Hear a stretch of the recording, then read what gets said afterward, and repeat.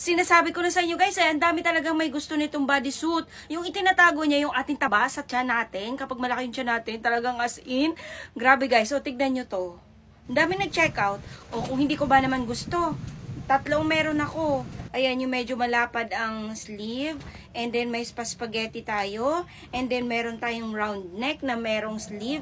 Guys, ito pwede na natin isuot ng naka-pants, naka-short, or naka-skirt. Pwede na natin panlakad.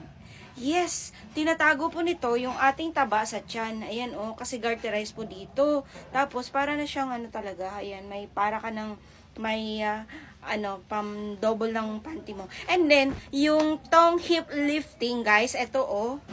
Grabe.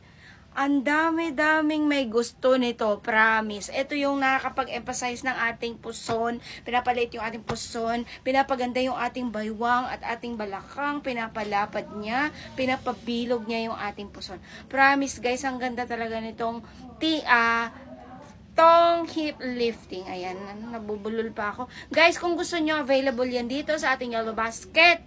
Mag-check out na kayo guys, kasi lagi pong sold out ito. Laging nawawala ng stocks. Pero ngayon, sa wakas, meron na ulit. May stocks na po ulit. Ayan guys, oh. Nakatatlo nga ako ng Happy Diary na ito. Oh, mag-check out na kayo. Ayan, oh. Grabe. Ganda ng tela nito guys. Hindi kayo magsisisi. Oh. And then, syempre, para magkaroon tayo ng hubog. Ganito siya guys, oh. Oh.